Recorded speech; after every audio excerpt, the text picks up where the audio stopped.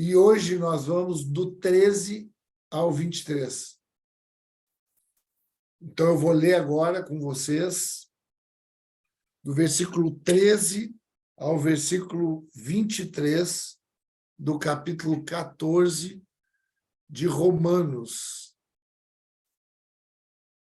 Eu vou pedir ali até para o Ederson participar aí, Ederson. Lê para nós. Abre o teu áudio e lê do versículo 13 até o versículo 23, por favor, meu irmão.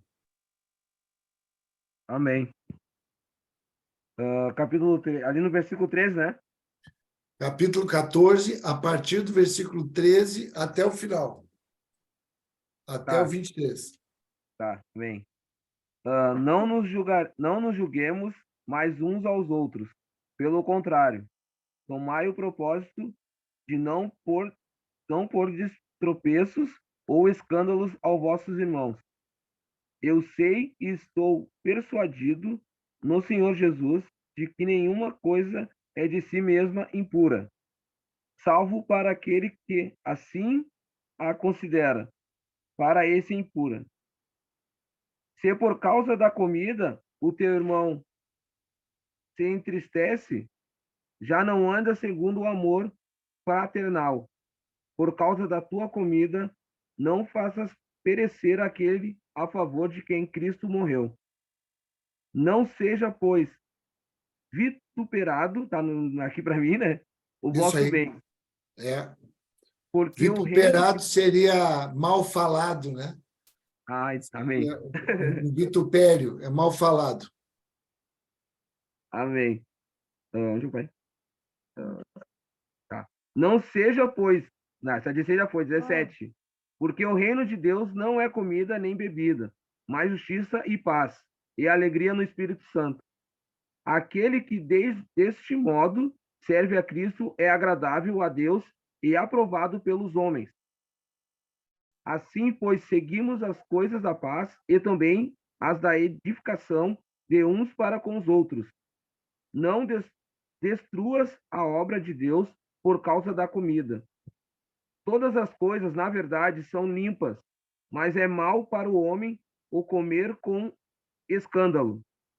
É bom não comer carne, nem beber vinho, nem fazer qualquer outra coisa com que teu irmão venha a tropeçar, ou se ofender, ou se enfraquecer. A fé que tens, tenha para ti mesmo, perante Deus. Bem-aventurado é aquele que não se condena naquilo que aprova, mas, mas aquele que tem dúvidas é condenado se comer, porque o que faz não provém de fé, e tudo o que não provém de fé é pecado. Amém, amém, Ederson. Muito obrigado, graças a Deus. Muito Amém. Tá meio interessante. muito, né? Porque a minha letra é muito pequena. Não precisa te justificar, Edson. Mata no peito só e não fica dando muita explicação, senão o pessoal vai te pegar aqui. Vou te avisar já. Obrigado, Edson. Isso aí, graças a Deus. O que acontece, né? Tinha dois grupos, né, que eram classificados de os fracos e os fortes, que entravam em discussão. Qual era a discussão deles, né? Quem eram os fortes? Os fortes eram aqueles que tinham entendimento de que todas as coisas elas tinham sido santificadas, que todas as coisas elas tinham sido abençoadas por Deus e que não havia mais barreira para nada. Então, esses eram os chamados fortes, o qual Paulo se coloca dentro desses, como aquele que entendeu que não há mais nada. O que são os fracos? É aqueles judeus que eles se convertem ao cristianismo, só que eles ainda carregam alguns dogmas da lei, carregam uma questão, as leis cerimoniais. E nós estudamos também, lembra? As leis civis, as leis morais e as leis cerimoniais. Então, as leis cerimoniais, elas diziam respeito à alimentação, Então, tinha ali uma relação muito profunda com esse cardápio, né, dos judeus. Então, tinha uma série de coisas que não podia comer, uma série de animais, não podia comer porco, não podia comer coelho, não podia comer algumas aves, não podia comer frutos do mar, não podia comer um animal que fosse morto a pancada, tinha que ser um animal que fosse morto, que tivesse tirado todo o sangue dele. Então, se tirava todo o sangue dele para depois poder cozinhar ele e fazer para comer. Então, tinha uma série de questões que, se não fosse feito dessa forma, isso se tornava impuro. Tinha questões também de datas, né, que eles respeitavam. Tinha coisas que não podia ser feita em determinados dias.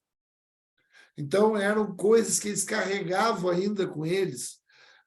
Outra coisa que era muito carregada com eles era a questão da circuncisão. Circuncisão era um menino no 8º dia de vida. Ele levava ali um corte no seu órgão genital, no mais íntimo, ali no prepúcio. Então, eles traziam isso que era a lei de Moisés. Só que agora Jesus vem e cumpre toda aquela lei, tudo apontava para Jesus. Quando ele chega, essa lei se cumpre e a gente passa para uma outra etapa, a etapa do amor, a etapa da liberdade. E aí é onde nós vamos trabalhar hoje, sobre essa liberdade. Porque isso era muito importante para os cristãos, porque essa liberdade cumpria aquilo que eram regras, eram muitas regras cerimoniais. E agora Jesus via cumprindo essas regras como Messias e agora migra para uma outra etapa, para um outro patamar, para um outro nível, sem desmerecer o nível anterior, mas agora alcançando uma outra medida, a medida do amor. Essa é a nova aliança em Cristo Jesus. Isso trazia a liberdade de não precisar ficar preso a alguma coisa que se faça para se alcançar o favor de Deus, que é a justificação. A justificação, ela é pela fé e não por obras. Lembram disso? Então, a justificação, ela é pela fé e não por obras. Então, a liberdade em relação ao tempo anterior ditava um avanço, uma evolução da fé. Então, a nossa fé, ela vai evoluindo, a nossa fé, ela vai crescendo. E ela evolui e caminha num outro patamar, que é o patamar do amor. Patamar que agora não é mais as coisas visíveis que são avaliadas, mas agora é o coração, agora examine-se o homem a si mesmo. Agora a luz, entrou uma luz no interior do homem, onde todas as coisas ficam desvendadas, onde as intenções do coração, elas ficam agora claras. Essa é a nova lei. Essa é a liberdade. Agora, qual que é o ponto, né, dessa relação de fortes e fracos? Né? Então, não é fortes e fracos pensando de melhor ou pior, mas é fortes e fracos no nível de consciência. Então, nós estamos falando de consciência, porque o amadurecimento da fé está ligado à consciência. Escreve isso, eu acho importante tu escrever isso, porque esse capítulo vai falar muito sobre isso. O amadurecimento da fé é diretamente ligado à consciência de quem foi amado por Deus e agora vai sendo aperfeiçoado em amor.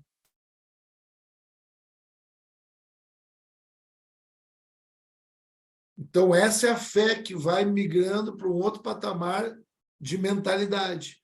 Por isso que é uma renovação no entendimento, como nós vimos no capítulo 12. Não vos conformeis com esse mundo, mas renovai-vos, se renovem, se transformem. É migrar para uma outra mentalidade, consciência. É uma consciência do amor que a gente foi amado. E que agora nos constrange e nos impulsiona a amar. Para gerar agora o quê? A comunhão, a koinonia, do grego. Então, o que o Espírito traz agora para o homem é a comunhão. Deus faz com que o solitário habite em família. Essa consciência que vai migrando para esse exercício coletivo. Então, por isso que é tão difícil a gente andar em comunhão.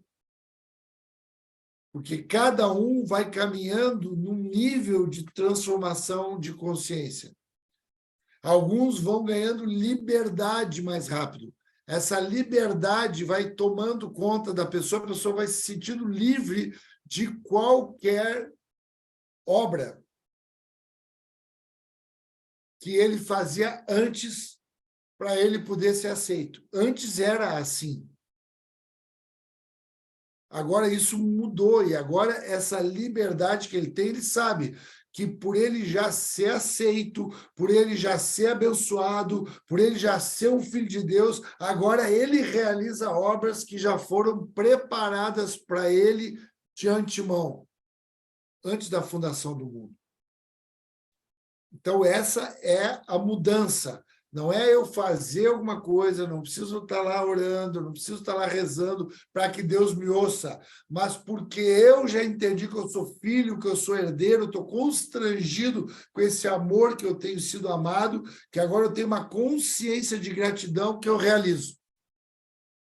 Amém, irmãos? Dá para entender?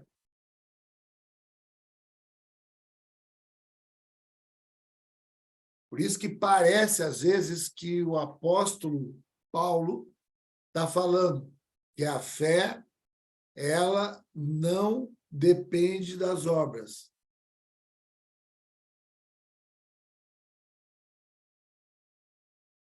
A fé a gente recebe, esse amor de Deus que a gente recebeu, é pela graça. E aí a gente entende a justificação. Agora, quando o apóstolo Tiago fala que a fé sem obras é morta, parece que os dois estão falando duas coisas diferentes, mas cada um está falando de um tempo. O que o Paulo está falando é não adianta fazer nada para ser aceito. E o que o Tiago está falando é tu sendo aceito, tu precisa realizar alguma coisa.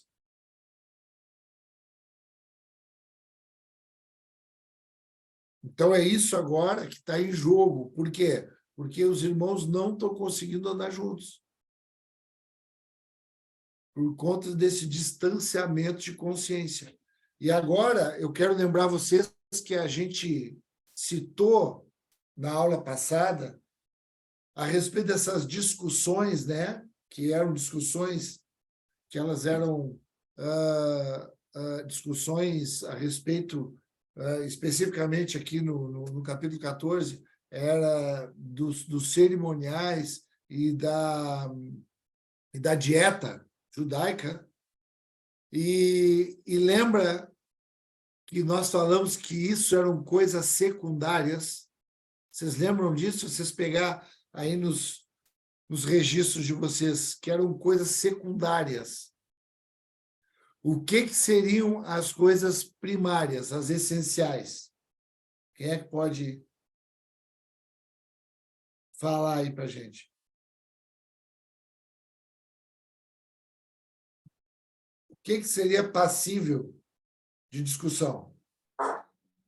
Pastor, eu lembro que as coisas que eram primárias era todos eles crerem que Jesus Cristo era mesmo o Filho de Deus e que ele veio, se fez homem e foi crucificado para que a gente agora pudesse ser salvo. Isso é uma questão primária. Exatamente. Isso sim são coisas que se discutem, isso são coisas que se firmam a posição. Quando está ligado à fé e à salvação. Aí sim, aí a gente conversa, a gente para. Agora, as coisas secundárias, qual o nosso problema? A gente começa a discutir por coisas secundárias. A gente começa a discutir por tradições. E hoje é muito comum isso acontecer entre nós na rede social. A gente pega algumas questões ali, por exemplo, de batismo, e começa a discutir. Aquilo não é primário. Então, essas coisas de alimentação, do que um está fazendo, como é que um reza, como é que o outro reza, onde é que vai, isso aí não se discute. Isso aí são vãs discussões, que desgastam. E é isso que Paulo está falando. Então, ele está falando, não julguem uns aos outros, porque vocês não têm que se julgar, vocês não têm que gerar escândalo no outro irmão, por conta das diferenças de pensamento. Então, ele vai falando, no primeiro momento, mais para os fortes. Então, ele vai falando para os fortes. E ele fala que ele mesmo, olha ali, acompanha o versículo 14, eu sei, estou persuadido no Senhor Jesus que nenhuma coisa de si mesmo é impura, salvo para aquele que assim a considera, para esse é impura.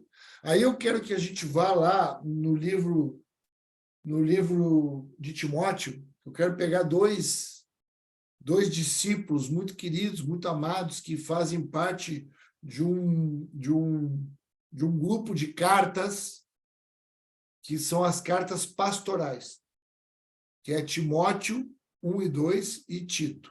Então, eu quero pegar ali no livro de Timóteo, no 1 Timóteo, no capítulo 4,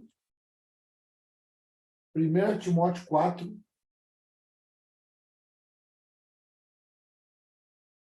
eu quero que a Rosângela leia para mim, por favor, o versículo 4 e 5. E depois, na sequência, a gente vai comentar.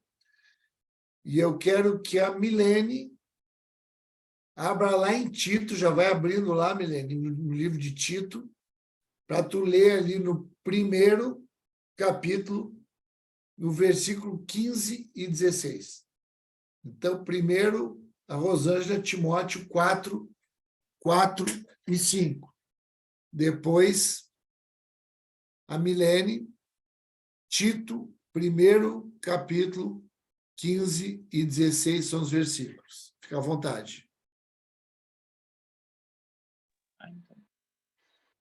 Pois tudo que Deus criou é bom e nada deve ser rejeitado, se for recebido com ação de graças, pois é santificado pela palavra de Deus e pela oração. Amém, obrigado, Rosângela. Então, o que Paulo está falando? Então, tu vê que Paulo está orientando lá um jovem discípulo, um futuro pastor da igreja primitiva. Ele está orientando ele que todas as coisas que, para quem tem uma vida de gratidão, para quem tem uma vida de oração, para quem tem uma vida dos pilares de palavra e oração bem estabelecido, a consciência dele, por isso que a gente está trabalhando a consciência, a fé no desenvolvimento e na transformação de uma forma de pensar. A consciência dele faz com que todas as coisas sejam santificadas por essa vida de palavra. Então, ele está dizendo, Timóteo, não fique com medo. Porque Timóteo está num ambiente também, que é a igreja de Éfeso, citada pelo pastor Tiago, que está gerando ali um clima de tradições que querem tirar a liberdade. Amém? Aí, Milene, o Tito, lá, lê para nós, primeiro capítulo, 15 e 16. Todas as coisas são puras para os puros, mas nada é puro para os contaminados e infiéis. Antes, o seu entendimento e consciência estão contaminados. Confessam que conhecem a Deus, mas negam-no com as obras, sendo abomináveis e desobedientes e reprovados para toda boa obra. Muito obrigado, Milene. Então, tu vê que aí ele está falando de consciência, né? Então, ele está dizendo, ó, todas as coisas são puras. Para quem está puro, para quem está com essa consciência, para quem está livre, todas as coisas são puras. Ele não se sente condenado por nada que se faça, porque ele trabalha num nível de consciência forte. Agora, tem outras pessoas que não. Tem outras pessoas que estão no desenvolvimento e que estão na caminhada da fé. Para essas pessoas, pela consciência delas, as mesmas coisas que são puras são impuras. E quando ele fala de impureza, irmãos, a dificuldade desses irmãos era com as coisas que eram sacrificadas para os ídolos. Porque tinha muita coisa sacrificada para ídolos. Só que quando uma consciência migrava para a liberdade, aquilo ali não trazia dano. Agora, para aqueles que ainda estavam presos naquilo que era aparente, aquilo que era sacrificado por um ídolo escandalizava. E aí a gente vai trabalhar o que é o escândalo. Eu queria ir lá também, num capítulo que ele está muito... Ele coaduna, ele anda junto, ele vai simultaneamente com esse capítulo 14 de Romanos, é o capítulo 10 de 1 Coríntios. Essas duas igrejas aqui, elas têm uma similaridade. Eu entendo que não foi por acaso que Paulo estava escrevendo essa carta, deixando esse registro justamente lá de Corinto. Então, lá em 1 Coríntios, capítulo 10,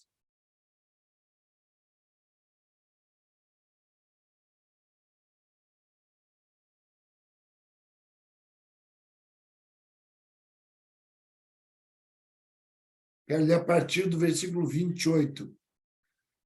Quero pedir para a Ina ler para mim, Ina, por favor. 1 Coríntios 10, a partir do versículo 28.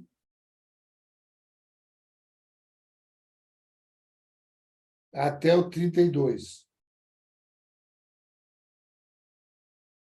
Não, pode ler até o 33, até o final. Do 28 ao 33, por favor. Tá bom. Porém, se alguém vos disser, isso é coisa sacrificada a ídolo, não comais, por causa daquele que vos advertiu e por causa da consciência. Consciência, digo, não a tua propriamente, mas a do outro. Pois por que há de ser julgada a minha liberdade pela consciência alheia? Se eu participo com ações de graça, por que hei de ser vituperado por causa daquilo por que dou graças? Portanto, quer comais, quer bebais, ou façais outra coisa qualquer, fazei tudo para a glória de Deus.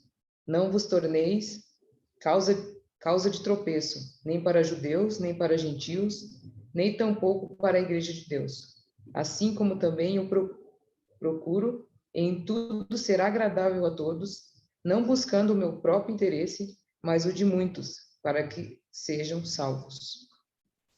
Amém? Obrigado, Ina. Então, olha só como ele trabalha sobre consciência de novo. A consciência do outro. Então, o que ele está falando? Ele está falando da comunhão. Ele está falando que não tem cabimento os irmãos, por algumas diferenças momentâneas, eles não andem juntos, eles deem mau exemplo.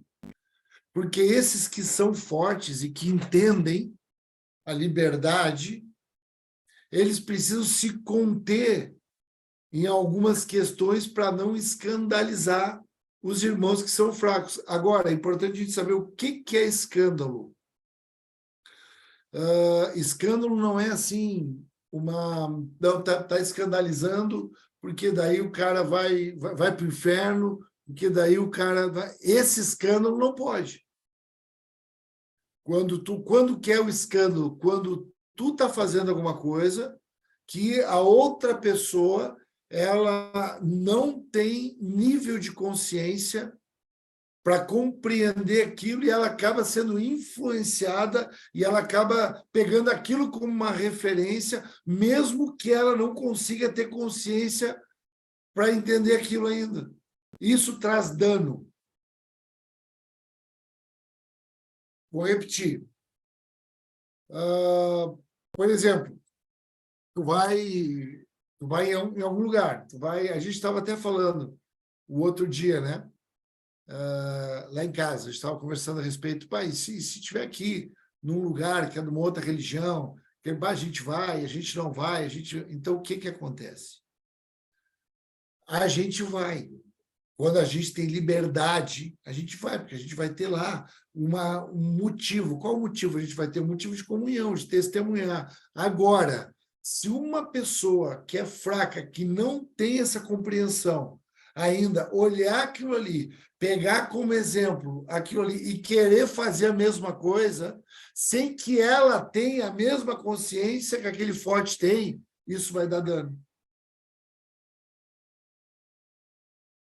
Isso está relacionado, nesse contexto, às questões de ritual, às questões que eram feitas pelos pagãos, que isso escandalizava, nesse sentido, aqueles que eram mais fracos, que estavam presos ainda em algumas práticas. Então, era esse cuidado que Paulo estava falando. Tenham cuidado com os irmãos de vocês precisam andar juntos. Se tu tiver que abrir mão de alguma coisa para não influenciar o teu irmão negativamente, agora, presta atenção, não é que o teu irmão fique ofendido com o que tu está fazendo. Por isso que é só se tu estiver influenciando ele a fazer a mesma coisa que tu está fazendo, sem que ele tenha consciência que aquilo ali tu é livre para fazer. Mas porque tu te ofende. Então, ele já migra aqui agora falando para os fracos também. Tu vê que era uma coisa era bilateral. Assim como os fortes falavam ali dos fracos, pois, não pode fazer isso, estão presos nessas coisas, aqueles fracos também falavam dos fortes. Como quem se ofende. E aí é onde Paulo está tendo cuidado para que a nossa métrica também não seja pautada pela fraqueza, porque senão vai se tornar um legalismo.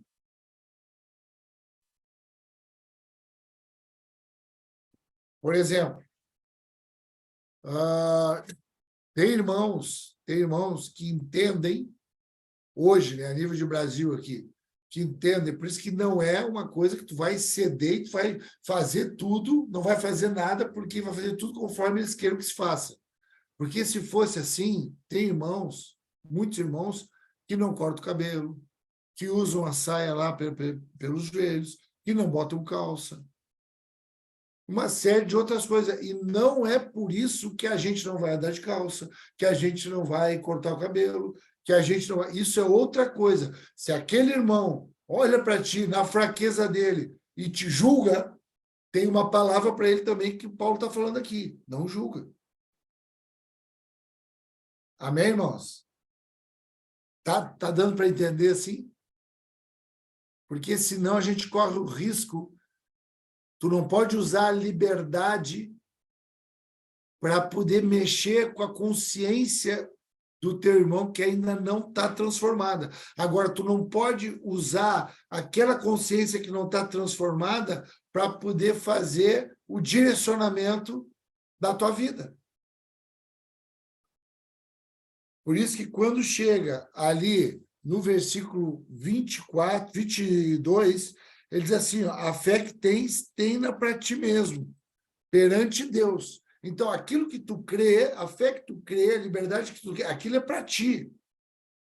Lembra lá no final da aula passada, quando ele diz assim, ali no versículo 11, 12, que todo joelho vai se dobrar, o juízo, e que cada um vai prestar conta de si mesmo. Lembram disso ou não? Faz assim com a mãozinha. Lembram? Então, esse é o julgamento que é do Senhor. E aí, no 13, ele já diz, não julguem vocês entre vocês. Porque o versículo-chave desse texto, que ele está falando, ó, tu que entende as coisas, essa fé que tu tem para ti mesmo, isso é para cuidar da consciência do teu irmão. Bem-aventurado é aquele que não se condena naquilo que aprova, aquele que tem convicção daquilo que está fazendo. Então, esse é o bem-aventurado. Ele não se sente condenado por aquilo que ele está comendo, que ele está bebendo. Ainda que aquilo seja consagrado para quem quer que seja, porque tudo, pela oração e pela palavra, está santificado. Mas quando ele vai, o versículo-chave, para mim, né, que eu te sugiro que tu grife ele aí, é o versículo 17.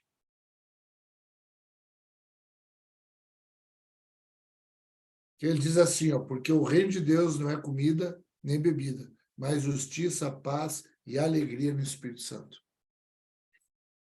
E eu quero, já me encaminhando para o fechamento, pensando nisso. Então, ele diz, olha, vocês estão discutindo por coisas que não têm que ser discutidas. Essas coisas estão separando vocês. Isso está se tornando vitupério. Vocês estão ficando mal falados por conta dessas discussões infundadas, desnecessárias. As pessoas que estão vendo essa guerra intelectual de vocês estão sendo comprometidas na sua consciência. Então, hoje, é muito claro, as pessoas que veem essa guerra nossa discutindo na internet, pastor contra pastor, é um monte de coisa feia. Isso aí prejudica essas pessoas que elas estão de fora. Porque fica claro que nós não conseguimos andar em comunhão. Nós não conseguimos, porque quando ele fala, olha, não é comida, não é bebida, não são as leis cerimoniais, não é a dieta, o que é o reino de Deus é paz, é justiça. E quando ele fala que é justiça, não é o nosso julgamento, porque ele diz, vocês não julguem. Porque tem alguém fazendo justiça. Deus vai fazendo justiça. O que é justiça, irmãos? O que é justiça? Quem é que pode me ajudar? O que é justiça? A gente fala em justiça de Deus recorrentemente.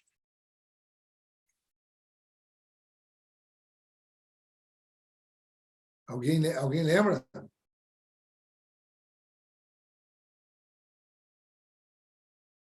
Que é uma fraqueza e uma força. Alguém lembra? Então, a gente acha que justiça é igualdade, né? Isso é na nossa cabeça. Por isso que a gente fica lutando. Não, todo mundo tem que ser igual. Se eu acho que não pode, não pode. Se pode, não pode. Mas o que é a justiça de Deus? São essas diferenças, forças e fraquezas caminhando juntas. Aquele que é fraco no casamento atua naquele que tem fraqueza. Aquele que é forte, não, aquele que é forte no casamento atua naquele que tem fraqueza. Aquele que é forte na criação de filhos atua naquele que tem fraqueza. Que é a figura do dinheiro, do pobre e do rico. Para que é a pobreza e a riqueza? Para que eles se juntem nas suas forças e fraquezas e andem juntos, é comunhão. Isso é a justiça. Então, o reino de Deus é justiça, nesse sentido que se reúnam e encontrem as necessidades e a provisão. E façam justiça. Alguém tem palavra, entrega, até alguém precisa de palavra. Então, o reino de Deus é justiça, é paz. Para que é paz, irmãos? Para que a gente precisa de paz? Quando a gente vive um clima de guerra. Esse clima de diferença, esse clima de dificuldade. Então, o reino de Deus traz essa condição de nós andarmos juntos, em paz. Então, é justiça, andar junto com as diferenças, é paz, andar junto mesmo no meio das nossas guerras, das nossas divergências, e a alegria. Alegria onde? Alegria no Espírito. Espírito de quê?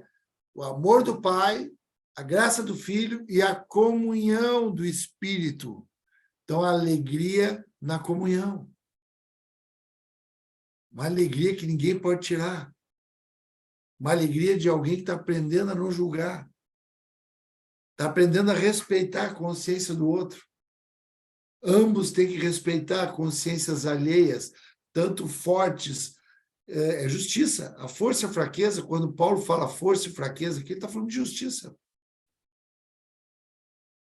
Ele está dizendo, vocês estão se separando, estão ficando os fortes de um lado e os fracos do outro. Sendo que o reino de Deus quer que a justiça, a paz e a alegria gere esse ambiente de vocês andarem juntos, dando testemunho. E vocês estão discutindo. Então, é isso que ele está falando na base dessa segunda parte do capítulo 14, e no final, no 23, ele diz, mas aquele que tem dúvidas, porque primeiro ele fala do bem-aventurado, no 22, quem não se condena, quem está firme, quem entende, tem essa fé para si. Agora, aquele que tem dúvidas é condenado se comer. Essa pessoa ainda não tem uma consciência transformada. Essa fé está migrando, ela está evoluindo.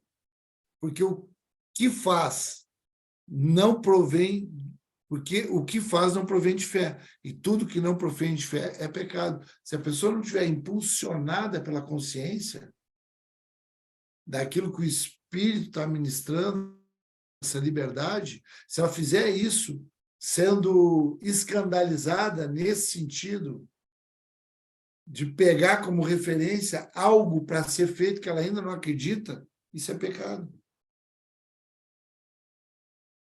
E esse é o cuidado que a gente tem que ter uns com os outros. A nossa consciência ainda frágil, que não entende algumas coisas, que a gente possa se guardar de não estar julgando esses outros que fazem tudo e que estão num outro ambiente de consciência, e esse que está no outro ambiente de consciência, ele não se sinta mais do que esse que ainda está galgando uma consciência a partir da fé. Não faz ele fazer a coisa antes do tempo, porque daí vai ser pecado. Ele ainda não vai ter fé suficiente para poder fazer a coisa sem se sentir condenado pelo seu próprio coração. Amém, irmãos? Então, a chave disso aí, Paulo está querendo trabalhar a comunhão. Andem juntos. Não discutam essas coisas secundárias. Caminhem juntos, com forças e fraquezas. Nós vamos ver isso agora, na semana que vem, no capítulo 15, ele vai começar assim. Vocês que são fortes, suportem aqueles que são fracos e não pensem em vocês mesmos. Ele continua trabalhando. Ele fecha esse livro, falando da comunhão. Ele começa de forma doutrinária, passa pela prática moral e termina trabalhando comunhão, justiça das diferenças, respeito às diferenças de consciência. Porque todos eles, e isso está ali no versículo 15. Se por causa de comida o teu irmão se entristece, já não anda segundo o amor fraternal, comunhão. Por causa da tua comida, não faças perecer aquele a favor de quem Cristo morreu. Cristo morreu por ambos, por fortes e fracos. Por isso que a gente tem que trabalhar a comunhão dentro da consciência que a gente tem. Amém, irmãos? Graças a Deus.